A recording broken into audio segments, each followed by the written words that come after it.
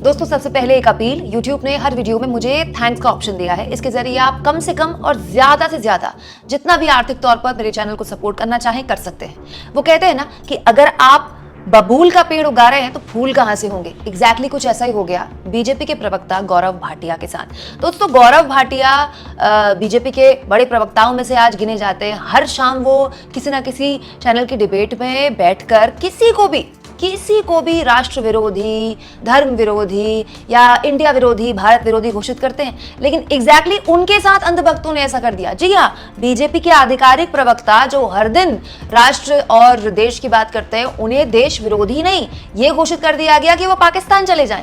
दोस्तों आरफा खानम शेरवानी को आप जानते होंगे, दवायर की प्रवक्ता है आरफा खानम शेरवानी, जिन्होंने भारत में जो वर्ल्ड कप हो रहा है उसे लेकर अलग अलग तरह की वीडियोज इस बीच आई हैं, जिसमें ऑडियंस की तरफ से कुछ ऐसी वीडियोस आई जिसे लेकर बहुत सारे लोगों ने आपत्ति जाहिर की।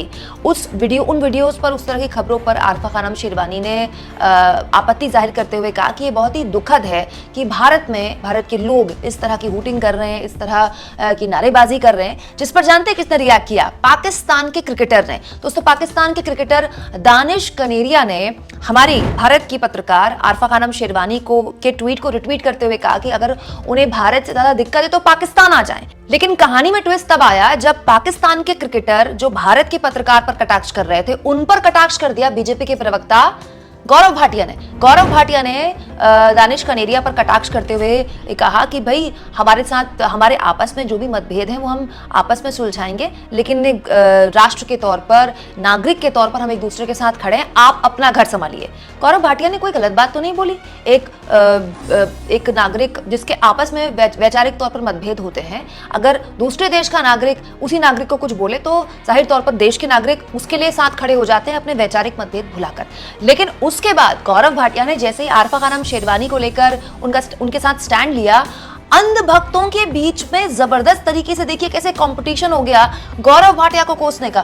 तमाम लोग जो आईटी सेल का प्रोपेगेंडा आगे बढ़ाते हैं और बीजेपी के पसंदीदा ट्वीट्स करते हैं, बीजेपी का प्रोपेगेंडा सोशल मीडिया में बढ़ाते हैं, उन्होंने गौरव भाटिया को पाकिस्तान भेजने की वकालत कर दी है। कह दिया कि गौरव भाटिया ने नुपुर शर्मा के खिलाफ जब एक तरह का एक एजेंडा चलाने की कोशिश की गई थी, नुपुर शर्मा के समर्थन में तो कभी कुछ नहीं बोला।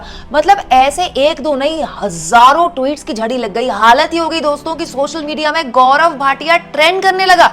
और जब गौरव भाटिया को ये समझ में आया कि उनके अपने आईटी सेल के लोग उनसे नाराज हो गए, दोस्तों उसके बाद तो हालत ये हो गई कि गौरव भाटिया को डैमेज कंट्रोल पे आना पड़ गया। बीजेपी के प्रवक्ता आरफा खानम शेरवानी और पाकिस्तान के क्रिकेटर के उन्हीं ट्वीट को दोबारा से रिट्वीट करके दोबारा से एक नया ट्वीट करते हैं कि देखिए धोबी का कुत्ता ना घर का ना घाट का। लेकिन तब तक तो आप जानते हैं तीर कमान से निकल चुका था। लोगों ने तो ये भी कह दिया कि गौरव भाटिया ने तो उल्टा तीर अपने ऊपर ले लिया, क्या जरूरत थी आरफा खानम शेरवानी की वकालत करने की। दोस्तों इसे कहते हैं कर्मा।